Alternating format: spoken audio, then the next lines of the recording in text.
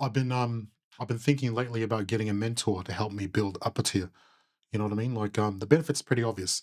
Get paid expertise to help you overcome any hurdles or any issues you might be having in building a brand. And so now I'm undecided at the moment. And one of the reasons is because it's really hard to pick a good one. There's so many snake oil salesmen out there. So anyway, this thinking about getting a mentor had me thinking about it occurred to me that I cannot remember the last time anyone gave me any guidance or advice. The last sort of mentor I had, well, the last mentor I did have was my father when I was 16. Then he passed away. Don't worry, this isn't a sad story. This is just me explaining it because I think a lot of people can relate to this and they probably had the same experience as I did. And so my dad dies at 16, right? Last mentor, last sort of voice of guidance and reason.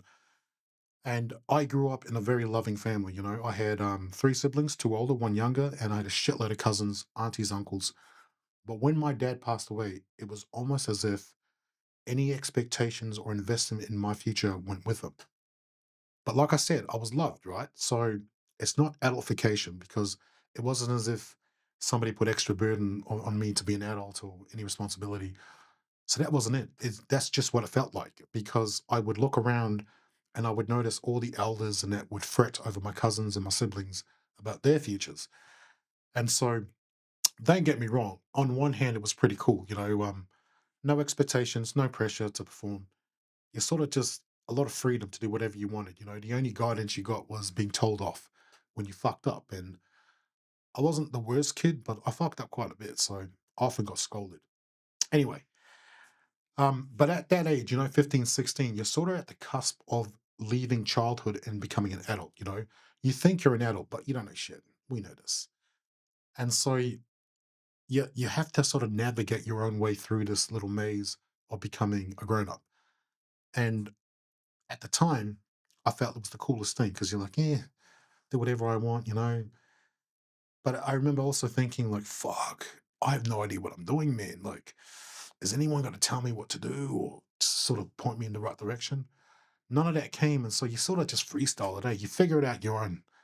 Um, but that theme followed me right into my adulthood because I think what happened was when nobody offered me guidance as a teenager, I developed this, I suppose, this energy about me where I gave the impression that I had everything under control.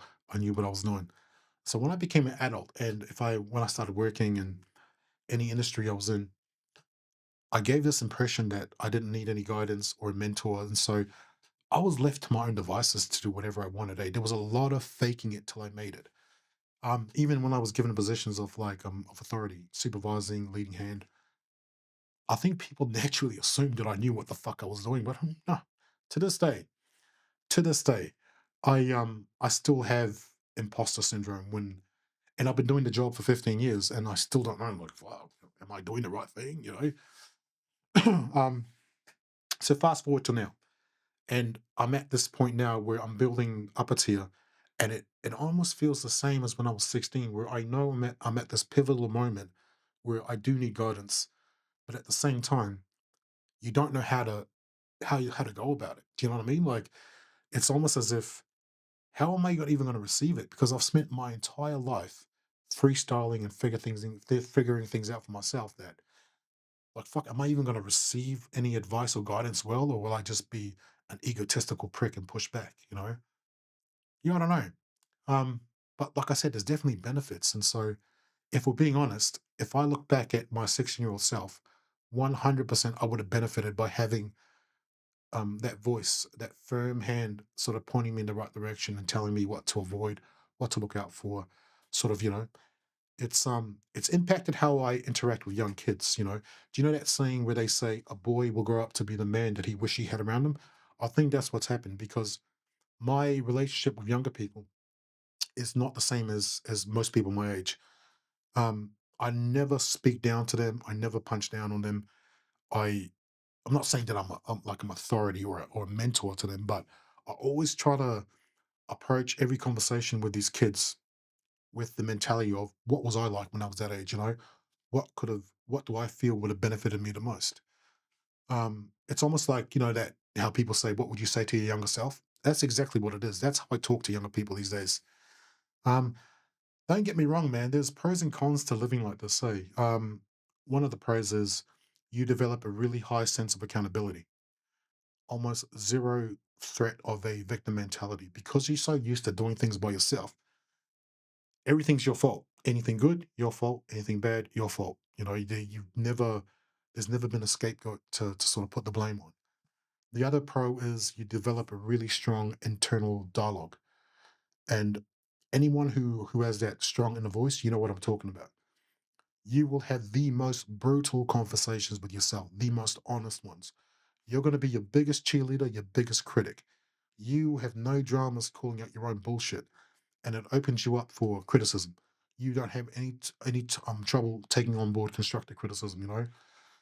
Um, the other pro is that you have no issues making big life decisions. A lot of people, like for example, moving countries. I've done it twice, zero problems. A lot of people will run this decision by family, close friends. Hey, I'm thinking about moving here. What do you think about this? Or think about changing careers and all this stuff. No, I'll just do it because I've operated like this my whole life. It's fuck do I care what anyone thinks? You know what I mean? Another pro is psh, you become hell dependent, hell self reliant. You don't have a choice, man, because you feel like, well, fuck, no one's coming, so I might as well just do it myself. I'm not saying this makes me a fucking exceptional fucking Navy SEAL sort of person, but it's you don't have a choice, man. You become so accustomed to being a lone wolf that there is no pack to back you up, so you just sort of just do things. But there are a lot of cons to this as well. Living like this, one of the cons is you become extremely selfish and self-centered because a lot of your decisions only impact you. You don't really think about the big picture of how it's going to affect anyone in your circle. Yeah, it's unfortunate. I know that for me personally, I'm very selfish. The other con is you become so used to being alone that you end up enjoying your company more than other people's. And it doesn't sound like a con, but it is because you have zero problems cutting people out from your life for the smallest thing. That they don't meet your criteria, whatever bullshit principle you have, you'll cut them out. You have no dramas isolating yourself from people. It's not an issue. And like I think it's great, but at the same time, I understand how unhealthy that is. Because you need to be a member of a tribe. Naval posted something on X the other week where he said people who organize themselves into a tribe will get rid of people who don't. I think it's something like that. But it's the same energy as a book by Sebastian Yuga where he was talking about he has a book called Tribe, and he was talking about how as humans we're a species that rely on each other. And while there are benefits to being a lone wolf and all that, at the end of the day, we are tribal creatures, and yeah, you need other people. You know what I mean? Because one of the problems with growing up without expectations is you sort of you cripple yourself when it comes to collaborating. You know, and we can take upper tier as an example. I know quite a few content creators. I know a few podcasters, small business owners. I could have launched my first interview a long time ago. But there's this thing, right? There's that thing where you're like, fuck, I don't want to collaborate. I want to ask for favors and shit. I want to do it myself. And I'd rather interview a stranger. But you have a network you can lean on. And so it does cripple your ability to grow. And I think that's the importance of having a mentor and humbling yourself to ask for help and allowing it to happen. So I don't know. I think I might go the mentor route, or at least I might tap into my network so I can sort of, yeah, streamline this thing because we're coming up to month number 13. I still haven't filmed my first interview. I'm still making talking head videos, which is fine. I enjoy them, but I need to launch this first interview. So, what's this video about?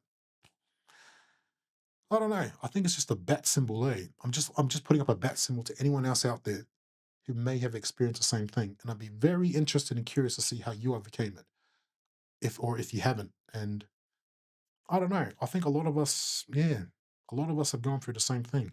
Like I said, we weren't unloved, we weren't neglected. We were just We were just born and raised in environments that had no expectations in us. So you end up like this. I don't know if it's a good or bad thing, but that's the yarn. Hopefully you find some value in this, or maybe you found this entertaining, whatever. Um, but if you are, and if you did, I'm glad. All right, so